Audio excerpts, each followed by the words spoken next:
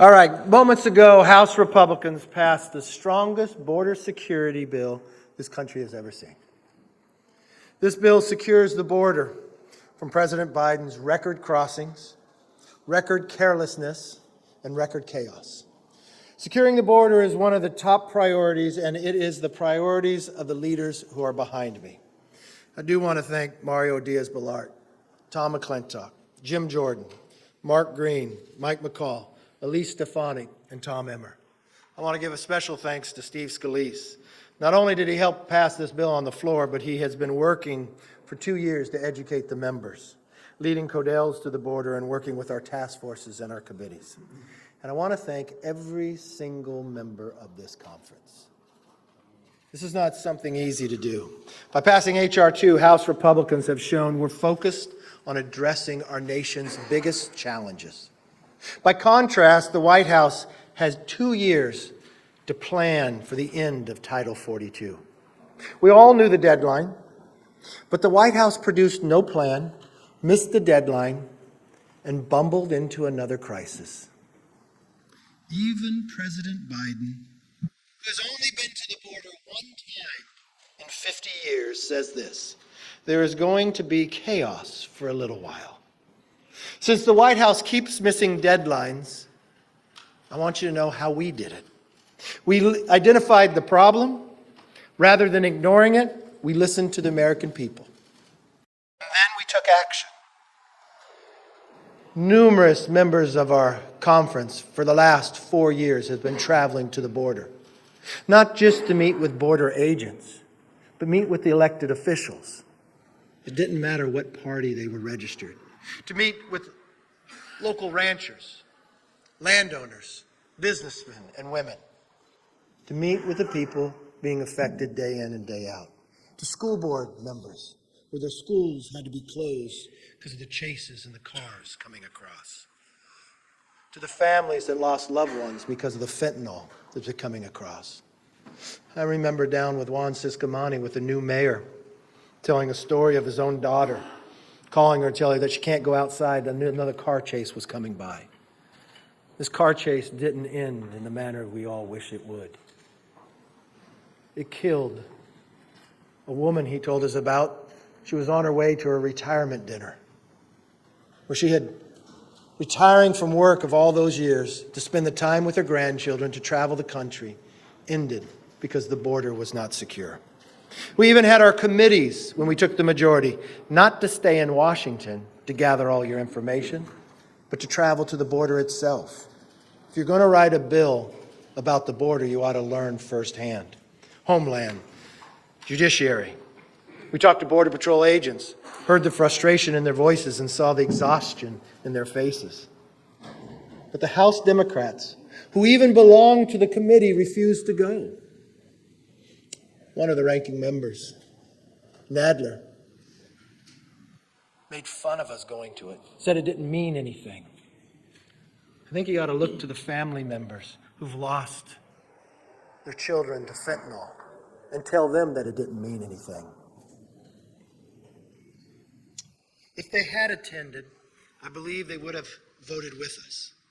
You cannot listen to what we had heard and vote against this bill today.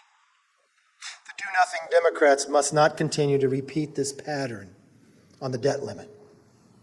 Tomorrow will be the 100th day since I first sat down with the president on February 1st to identify a problem, to know the deadline would be coming. We all know that the deadline for default is June 1st. Why are we in this situation? Because inflation, Democrats added $6 trillion. They harmed every single family by bringing inflation to our country. And now 3 of the 4 largest bank failures in American history has happened just in a couple months. We watch people bringing home their paycheck. It doesn't go as far. We watch Democrats treat the exact same way. The House passed a plan to avoid the default. We cap spending, we grow the economy, and we responsibly raise the debt limit. And there's only 15 days to go. How has the president handled this? The exact same way he's handled the border. He ignores it and hopes it goes away. But President Biden and Senator Schumer are stuck on no. They have no plan, no proposed savings, and no clue. Apparently, President Biden doesn't want a deal. He wants a default. Mr. President, my message is very simple. Do not miss another deadline like you just missed on Title 42. Our country cannot afford it. The Republicans will always act responsibly and will also always look for solutions. With that, let me bring up our majority leader who's worked so hard to make this day come to fruition, Steve Scalise. Thank you, Mr. Speaker, and congratulations to our Speaker. How about this team? Once again, House Republicans came together to solve a major crisis facing our nation, a crisis that was created by President Biden's failures. President Biden walked in on his first day in office with a commitment to open up America's southern border. He took direct action that has opened up our southern border and started a flood that we have never seen before. Over 5 million people have come into our country illegally since Joe Biden took the oath of office. That's more people than the entire population of my home state of Louisiana that have come into this country illegally. And it's getting worse. Today, the day that we passed this important bill to secure America's border, the strongest bill that this Congress has ever passed, at a time when our border's never been less secure.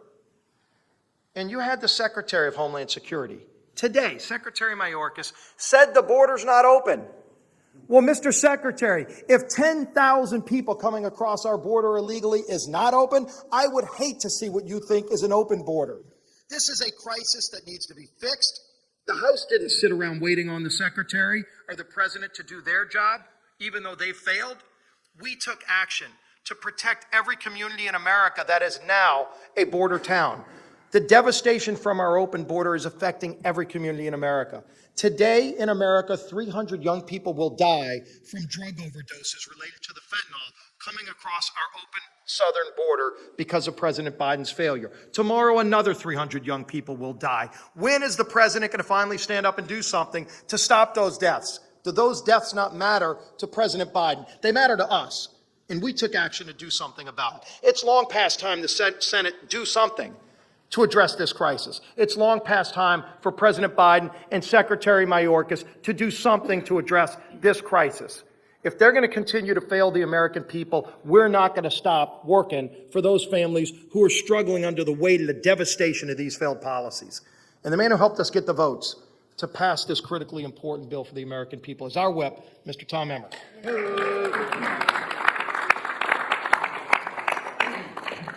Thank you, Steve. More migrants have died at our southern border in the last 12 months than at any 12-month period in the history of this country. Cartels are trafficking children and smuggling deadly fentanyl into our communities. Border Patrol has apprehended nearly 200 illegal crossers who are on the terrorist watch list. Border Patrol agents are exhausted and being pulled off the front lines with morale at an all-time low. And all of this was happening before Title 42 was set to expire. In the last few days, we've gotten a glimpse at what our southern border will look like if Biden's open borders agenda continues.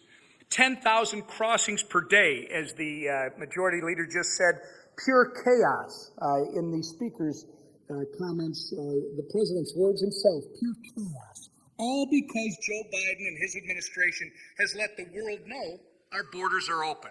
And make no mistake, it is intentional and it is not humane. But today, Kevin McCarthy and House Republicans have stepped up to provide another common sense solution where Joe Biden and the Democrats have failed. After 2 years of intentional disregard from the White House, House Republicans passed legislation that builds the border wall, strengthens asylum laws, ends Biden's mass parole programs, and humanely addresses the horrific child trafficking business at our southern border. This bill is simple. It disincentivizes illegal immigration and reinstates the policies that were working before Joe Biden got in the Oval Office and let his self-made border crisis get out of hand. It's a slap in the face to our border communities, to law-abiding citizens, and to legal immigrants that the Biden White House and Schumer Senate are already set in their opposition to this bill.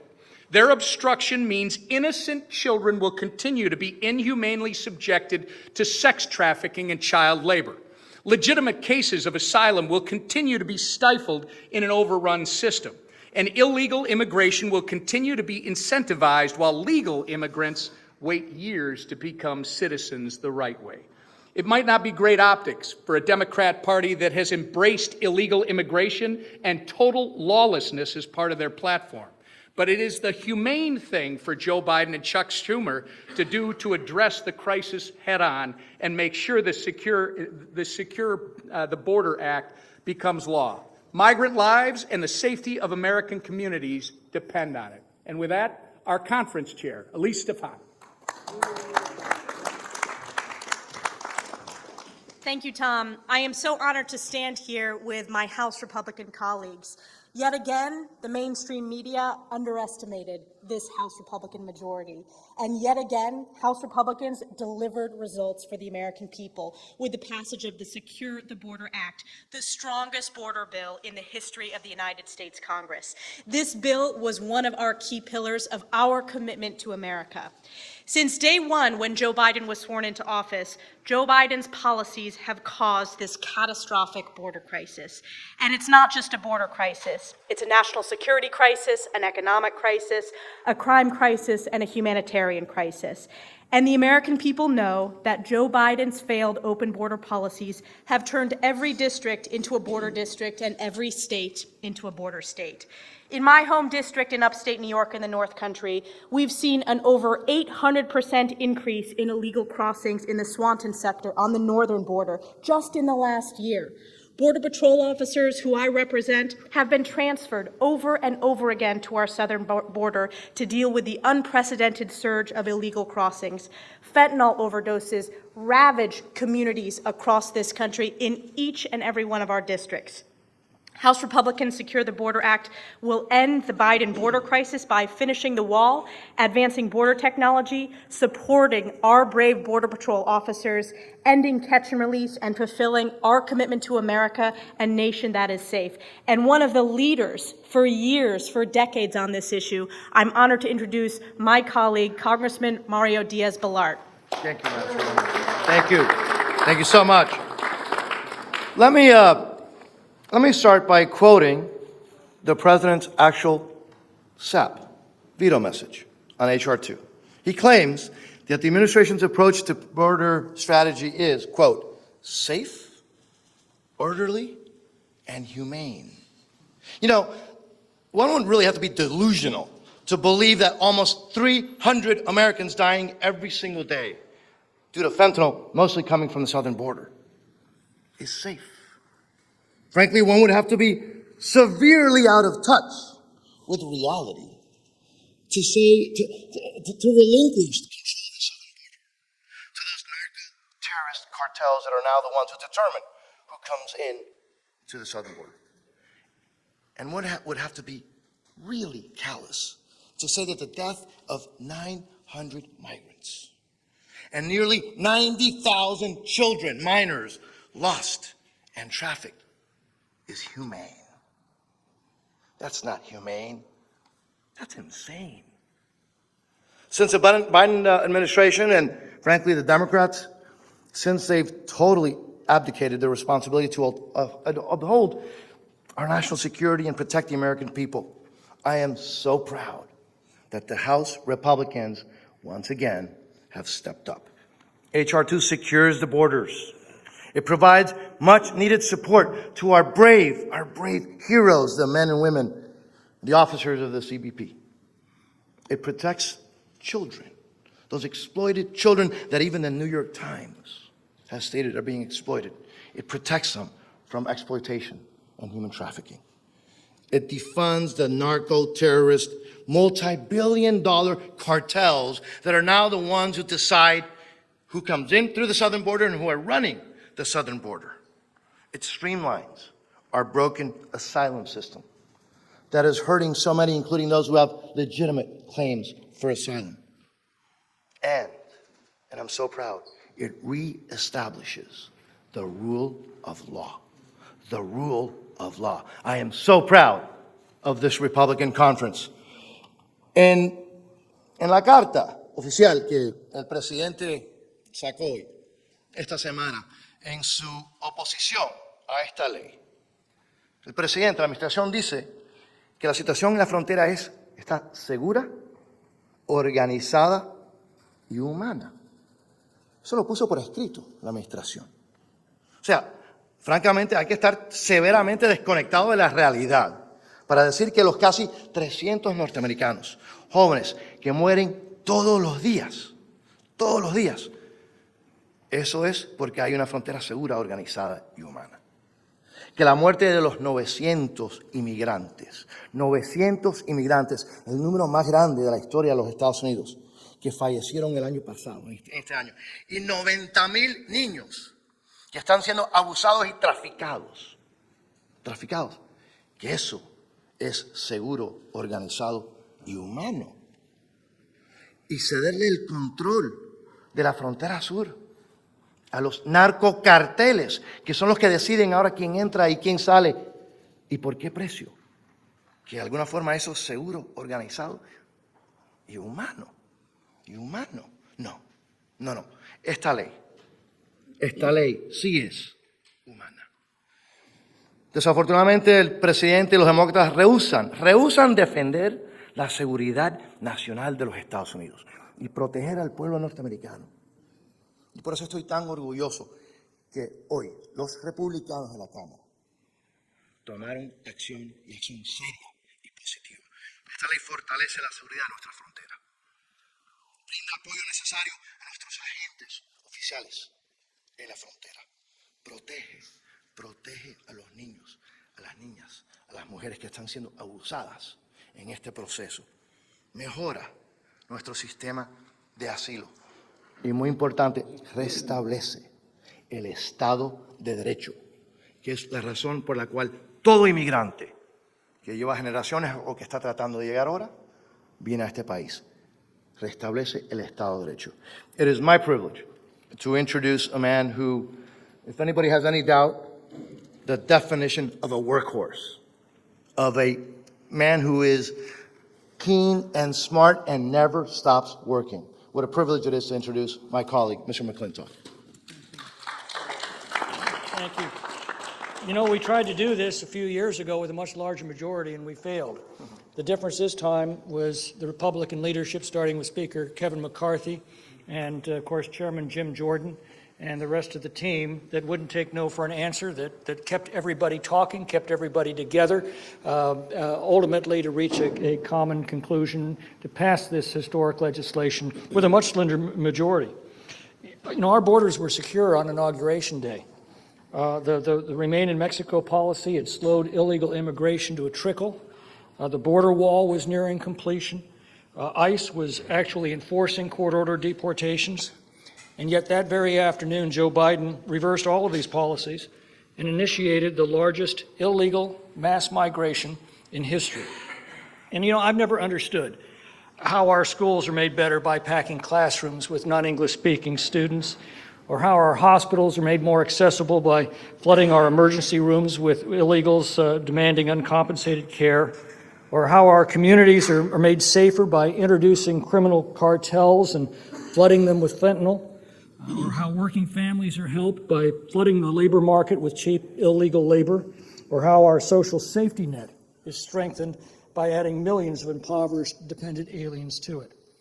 This measure restores the policies that secured our border and makes it harder for future presidents to refuse to enforce the law. You know, without enforcing our immigration laws, we have no borders. And if we have no borders, we have no country. History warns us that countries that either cannot or will not secure their borders simply aren't around very long. Now the Senate needs to act. And if it doesn't, then ultimately the American people need to decide how far down this road they want to continue, because this will continue until the people responsible for these policies are removed from office. And I thank all of you, and I'm very pleased to introduce Representative Juan Ciscomani of Arizona's 6th District, who did yeoman work in keeping the sides together and bringing us together. So thank you.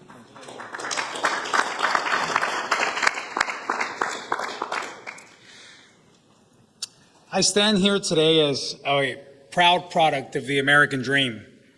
I became a United States citizen in 2006, and today, 17 years later, I can stand before you as a member of the United States Congress.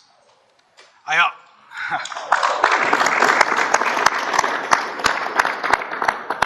also stand here as a representative of southeastern Arizona. What's happening at the border is not part of the American dream my family pursued and thousands of other families also continue to pursue today. We've seen babies abandoned in rivers, migrants dying in deserts, high-speed car chases through neighborhoods, and 85,000 children disappear after being released from HHS custody. We have a border crisis, a humanitarian crisis, and on the front lines are our border communities. Americans have been failed by the government designed to protect them. While our country suffers because of this administration's inaction, House Republicans have passed a solution. H.R. 2 gives our agents and officers the resources they desperately need, closes loopholes in an abused asylum system, and it protects innocent children from harm. This last part was very important to me from the get-go. I'm a dad of 6. My kids' ages range from 4 to 14. I can't help it but look at these kids and think of my own kids, and think of when my family brought me here as a young boy as well, and what I was thinking and what I was going through. This bill is a step away from the chaos we are seeing and a step closer to helping others achieve the American dream that I've been so blessed to live. Estoy aquí como un orgulloso producto del sueño americano. Me convertí en ciudadano americano en el 2006 y hoy, 17 años después, estoy aquí frente a ustedes como miembro del Congreso de Estados Unidos. También estoy aquí como representante del sureste de Arizona. Lo que está ocurriendo en la frontera no es parte del sueño americano. Para mi familia no es parte del sueño americano que mi familia vino a buscar y que otras miles de familias también están viniendo a buscar. Hemos visto bebés abandonados en ríos, emigrantes que mueren en el desierto y persecuciones de autos por vecindarios. Y 85,000 menores de edad han desaparecido después de haber sido liberados de la custodia del Departamento de Salud y Servicios Humanos de Estados Unidos. Tenemos una crisis en la frontera. Tenemos una crisis humanitaria. Y las líneas de fuego son nuestras comunidades de la frontera. El gobierno le ha fallado a los estadounidenses en vez de protegerlos. Mientras nuestro país sufre por la falta de acción de esta administración, los republicanos de la Cámara de Representantes hemos pasado una solución. La ley HR2 brinda a nuestros agentes y oficiales los recursos necesarios que desesperadamente necesitan. También cierra los hoyos del sistema de asilo que han estropeado y protegen muy bien a los niños inocentes de cualquier edad. Este proyecto de ley es un paso fuera del caos que estamos viviendo y es un paso más cerca hacia ayudar a alcanzar a todos los demás el sueño americano que yo he tenido la oportunidad de vivir. Muchas gracias. Thank you. And now it's my honor to introduce one of the leaders that have made this possible, and that is Chairman Mike McCall. Sir? Thank you. I want to thank the Speaker for doing something that no other Speaker in the history of this Congress has done, and that's passing the strongest border security package. I want to thank you personally. Thank you, sir. Because he brings us together. And I want to thank leadership, the chairman involved. It's a real team effort to get here. You know, I've been dealing with this issue for quite some time. I was a federal prosecutor, U.S. attorney in Texas on the border, and it was bad. I was chairman of Homeland Security Committee, and we passed border bills, but I've never seen the border like it is today. It is absolutely out of control. Even the chief of the Border Patrol said, we have lost operational control, and we lost it to the drug cartels. They are on our border, and nobody sees it more than my Texas brethren and women behind me who bear the brunt of this. My legislature appropriated $4.5 billion just this term to deal with a federal responsibility. And the sad thing is it didn't have to happen. It was a self-inflicted wound. We are on the path to securing this border under the previous administration. But what did this Biden administration do? On day one, with a stroke of a pen, rescind the migrant protection protocols, remain in Mexico, which means you have to remain in Mexico pending your asylum. When they rescinded that, the cartels aren't stupid. They understood. Hey, it's open for business. Green lights on, come on in. And guess what they did? And they knew if they could get people in, that catch and release would apply. 5 million encounters, 5 million people in this country in the shadows, no legal status. What in the world are we going to do with 5 million people? And the saddest thing is that it's the children that die on the way. 35% get raped on the dangerous journey. These stash houses, Mayorkas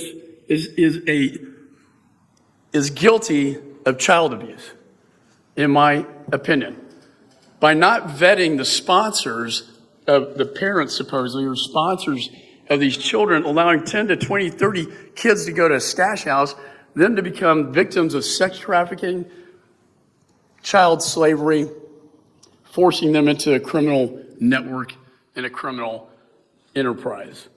The 100,000 deaths of young people to fentanyls pouring, coming from China, going through Mexico, coming into the United States. My children have been to 5 funerals.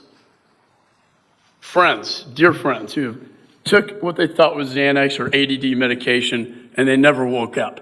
This is real. That's more than what we lost in Vietnam over 2 decades. It's just unacceptable. But today, we're bringing solutions as Republicans. The first bill I ever introduced in Congress 20 years ago was to end catch and release. I am so proud of this day because this Republican majority got it done.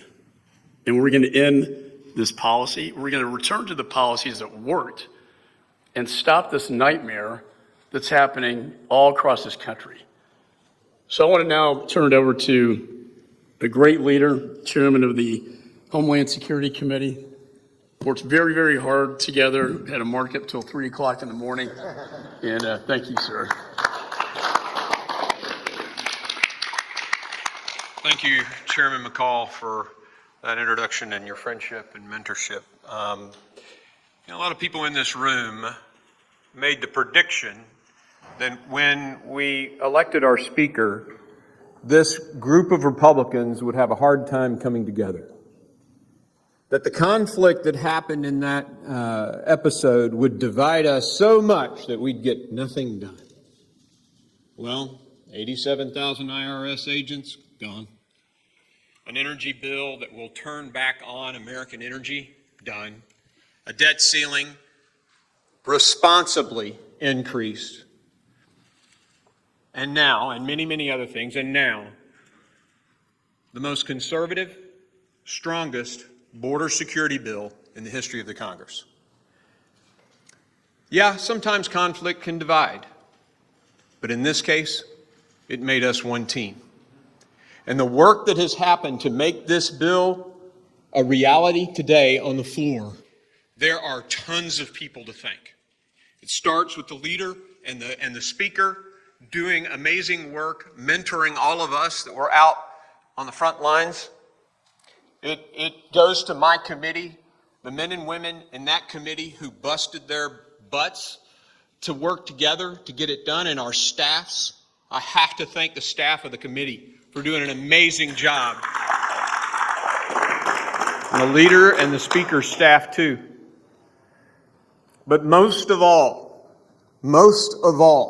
I want to thank the men and women of the Customs and Border Protection the blue and the green, who are out there serving this great nation, sacrificing themselves under horrible conditions brought on them by the decisions of this president and secretary. And make no mistake about it, every American is at risk. You got children? How about that little baby in a VRBO in Florida, crawling around on the floor, that died by encountering fentanyl left by the previous renter? If you have children and you're going to a hotel, think about that. And thank Joe Biden and Alejandro Mayorkas. Every American is at risk with this open border, and we have had it. The American people have had it, and we have responded with a great bill. And I ask the senators, as the wave of people come across the southern border and cities are declaring states of emergency, to think about it. You say you're going to not support this bill? Think about it. Americans are suffering. Americans are dying. Do something.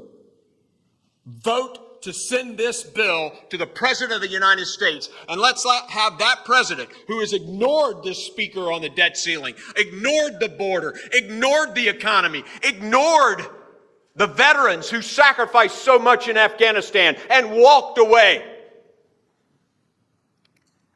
Let's get him to the table and do something for this country for once.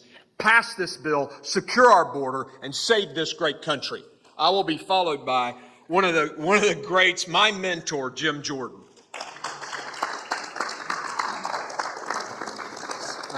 So I didn't know I was last till a few minutes ago, but I'll just say this. On January 3rd, I gave a nominating speech for the Speaker.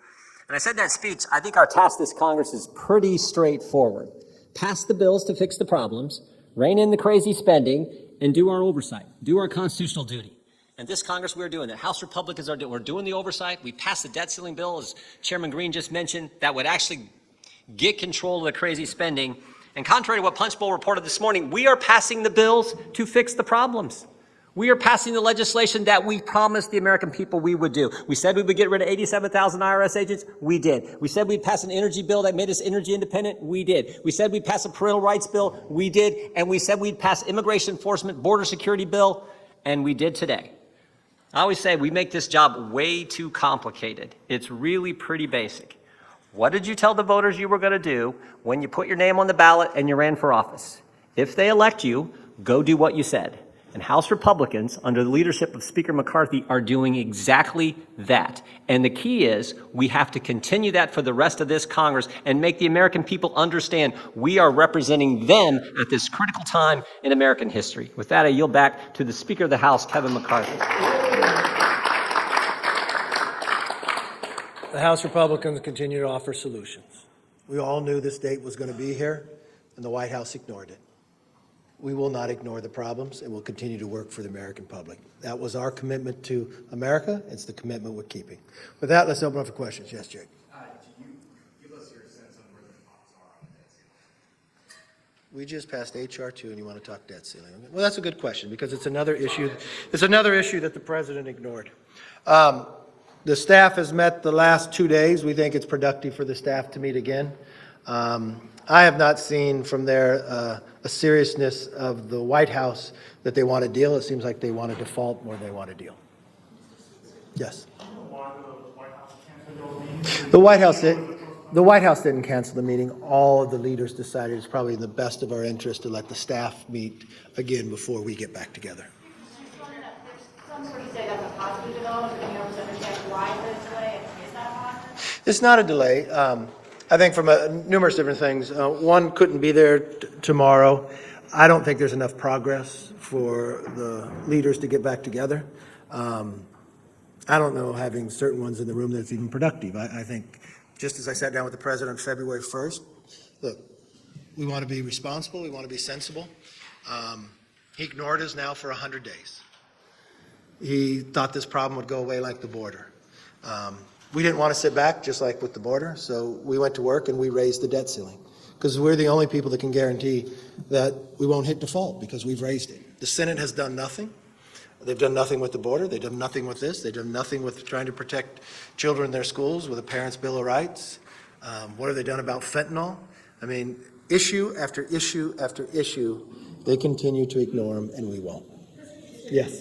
Just following up on that, do you expect that there will be? I expect there'll be a meeting next week, yeah. And then secondly, on immigration, Senators Sinema and Tillis say that your bill is a good starting point, but we don't think there are 60 votes for it. That being said, they have, at least to deal with the Title 42 expiration, have a bipartisan bill that would at least extend that authority for the next 2 years. They say they've been talking to members here in the House. Is that something you're open to? Look, we once again just passed a bill. The Senate has done nothing, but I'm thankful that you have bipartisan work over in the Senate, that they're willing to do something on this. I mean, I think Senator Sinema said that the president has ignored this for 2 years. She sees it every day in her state. And just like any other bill, we will pass a bill, the Senate can pass a bill, and we could go to conference and see what we can actually solve. Yes? So let me understand. You obviously pushed a long time for these meetings with the president. So now you said all 4 members and the president, the White House counsel, who's going to meet up here. If you were pushing so long for these negotiations and things aren't far enough along in these negotiations for the 5 of you to get together, doesn't that say that that wasn't what needed to happen? I mean, that this could have been, it would have worked out with talks behind the scenes to start with. How do you take something so simple and try to make it complicated? We simply, yeah, for 100 days. Yeah. But now there's not going to be a meeting tomorrow. What does it seem to be clear what the call was for 90 seconds? You're trying to make news out of nothing. So we simply had staff meet. They haven't made progress. We were going to meet on Friday. One of the leaders couldn't be there. They have a funeral they have to attend. So we didn't think it was going to be productive. So we thought, let's meet next week. But you can spin it any way you want. I think the rest of America will understand what it is. Yes. You come forward with a party really presidential candidate not to war criminal and not taking sides in Russia versus Ukraine. What are you referring to? Trump last night, he was not. Look, I think we have been very clear about the atrocities that Russia and Putin have presented to this world. I think we've been very clear in our votes as well. So I think we lead with exactly what we've been doing. Thank you, Mr. Speaker. A few questions. There was an issue some Republican members had with the bill regarding designating cartels as terrorist groups. They cited that it would allow migrants to claim asylum more easily. Was there a way that both concerns could have been addressed? And the second question is, if the House doesn't get that document they subpoenaed the FBI for regarding Biden allegedly being a graduate court official, will the House vote to hold Director Ray in contempt of Congress? And finally, what was your reaction to Congressman Slade having an anti-Arizona on the Senate side courtesy of Senator Sanders? You get them all worked in. Pretty good. I'll just work in reverse order. I think Tlaib has mentioned many times before, it almost feels like there's anti-Semitism, and I will never allow that to happen in this body or on this floor. I've watched members on the other side of the aisle say that time and again, and we will always stand up against that no matter where it is.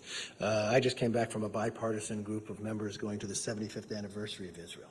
When Israel was created, 11 minutes later, America recognized them. And I think the world is a better place for it. I do not think what Tlaib wanted to do should have happened in this chambers. Unfortunately, you've got a senator on the other side that I guess agrees with her and against the rest of the world. Your other question was about a subpoena to the FBI. There are checks and balances, and there is oversight. Congress has a right to have that knowledge, and I will have a conversation with Director Ray about that and make sure that happens. Your last question was about cartels. Yes, we debate all different parts, and the one thing that I wanted to do is to have an opportunity to truly focus on the cartels, because if any of you have spent time at the border, you will find we do not have operational control. Juan Ciscomani had to leave, but in his district is Tucson. The Sinaloa cartels control Tucson, Arizona. If you go to Tucson, Arizona, you cannot cross the border without paying the Sinaloa. One individual tried to do it on his own. He wasn't captured by our border agents. He was captured by the cartel, beaten, thrown in the back of the car, never found again. If you cross on that area, every single person is dressed the same. They have a camouflage outfit on. Their shoes have rug on the bottom. It is the number one places of the of getaways. 71% of people across there are single males. They don't run up to our border agents, they run from them. We actually have to, because it's a big territory, every single day we risk the lives of our American people in the military and on the borders, putting helicopters up trying to rescue people up on the cliffs many times, each and every day. The real challenge here as well is we have to do a lot of this aerial. When the numbers continued to peak, you know what the administration did? They cut the number of balloons that we had, that we could count the number of people that were coming over illegally. So they want to tell you that the numbers are down, but it's only growing more. You catch fentanyl time and again from these individuals. So yeah, spend a little time there. You'll be able to see. Yes, ma'am. Speaker McCarthy, you guys want to cut about $130 billion from the budget. If you take out defense, if you take out DHS, if you take out Veterans Affairs, how are you going to cut that much money from the remaining money? Okay, so what you're talking about is in the debt ceiling. We asked that we go back to what we were spending 5 months ago. 5 months ago, we were spending a lot of money. And what happens is... If you do all those cuts, the smaller portion of the budget. Okay, let me finish my answer. Okay, so we want to go back to what we were spending 5 months ago. People across the country elect their representatives. What we do is once we set the baseline, we go forward and we decide, Republicans and Democrats, what our priorities. It's the exact same thing that every single American family does. For 21 straight years, we have spent more than we brought in. The Democrats added $6 trillion that brought us inflation, that made us more dependent on China. This won't balance the budget by any means. This won't harm people in any areas. What we'll do is find where the waste is at. You're talking $131 billion, but you know what I hear on the other side? That they have no place that they can cut. The first place, you know where I would go? Since the pandemic's over, since we moved the legislation, even the World Health Organization says it's over, we have $50 to $60 billion right there of the 131 that has been appropriated, but for 2 years has sat there. What if you bring that back to the taxpayers? That's just a start. You're going to tell me you can't find the inefficiencies in government? Because all the Democrats have done, they're inflation-bound Democrats, is spend more money and harm this entire country. We know we can do it together. Did I give you a question? Okay, I'm sorry. Yes.